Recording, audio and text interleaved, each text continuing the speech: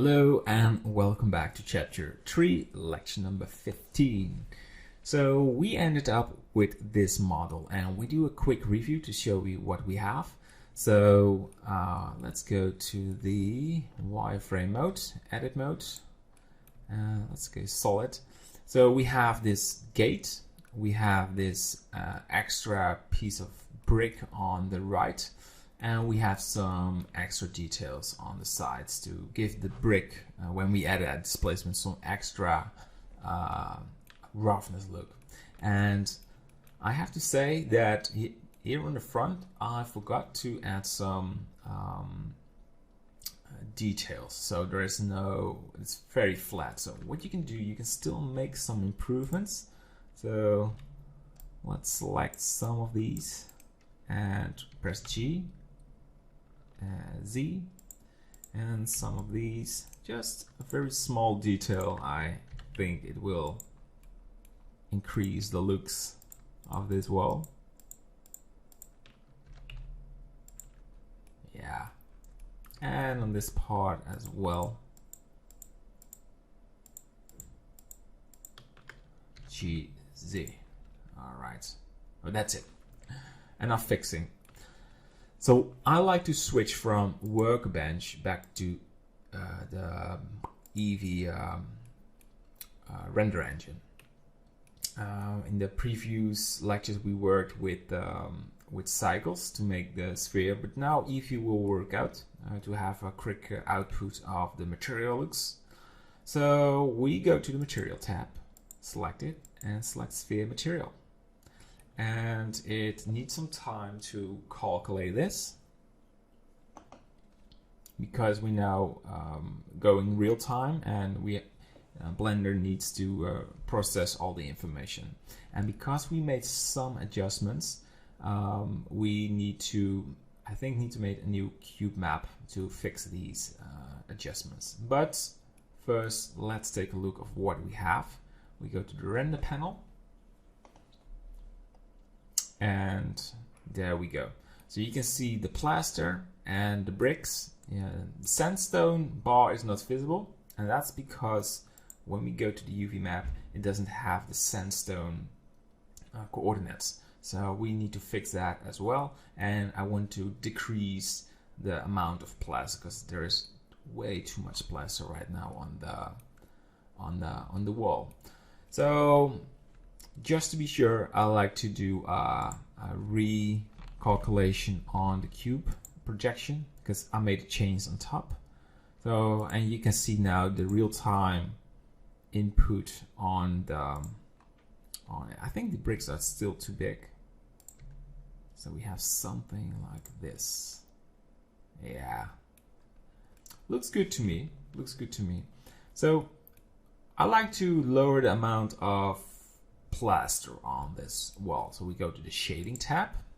So, and you can see the sandstone is missing. So we'll fix that in a minute. You can left click on the color group and find the color ramp that affects the sandstone. So rough plaster is imported in this mix node. Left click on it, and the factor is by this color ramp. So we now need to lower this a little. So we want just some plaster, but not a lot. All right. So if you want to work on your sphere, if you do not click on this 2, it will now have effect on your sphere as well. So keep in mind this will happen. What you can do, you can also make this 3 if you want to have some random variation, but I will keep it 4. Right. For this wall, I want to change the color variation of the brick. So we have this bright and darker color, and I'm going to change this a little. So I'm going to add color, hue, and saturation, and put this on the castle brick wall. And I want to have a bit more saturation. So we go for 0.7.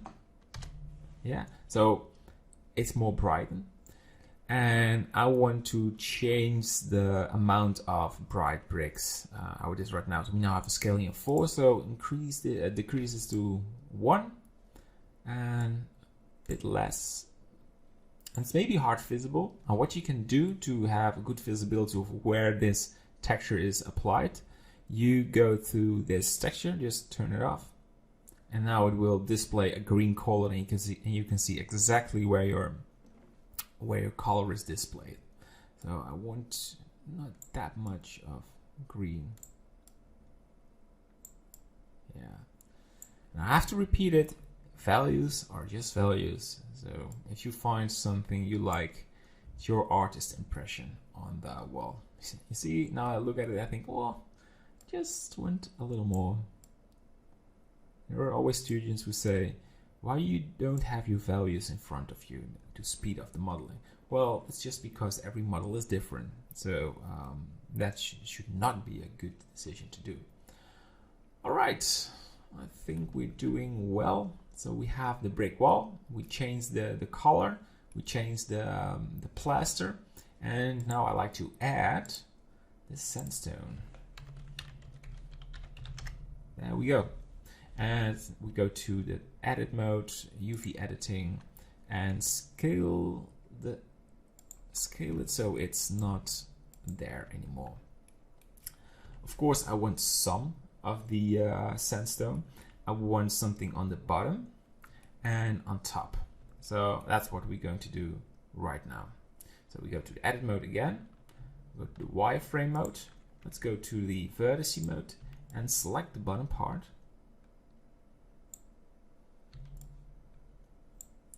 And go to the sandstone, and it looks a little weird. And that's because this is from the box projection. So I will do this a little different and go to the side, press U and project from view. So we now go to render view and we scale this and scale this down. And it should be a very nice, just a bit more,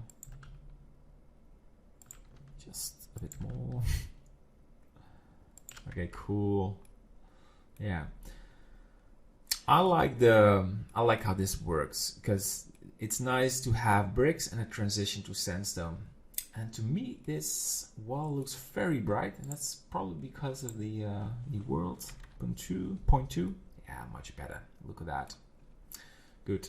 And I want some sandstone on the top. So we go to the wall, press tab, go to wireframe, and we do exactly the same for.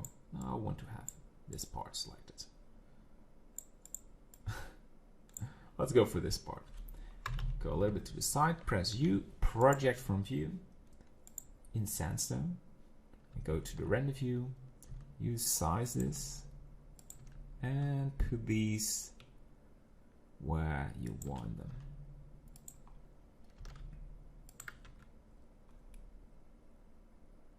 I think this looks pretty good, and you probably wonder, why should you add these sandstone borders? Well, my experience is that adding these sort of borders are good for the visibility of the composition.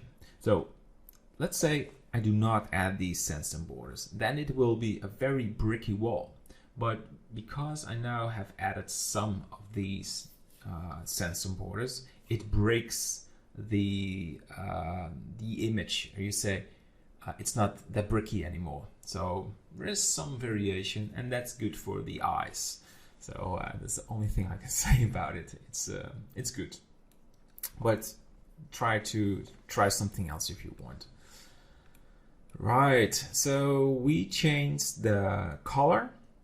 We have less plaster, and we have a very nice sandstone border. Good, so that makes it the end of this lecture. In the next one, we will add the displacement modifier on the wall to add this nice, to give this wall this nice rough look. Good, see you in the next lecture. Bye-bye.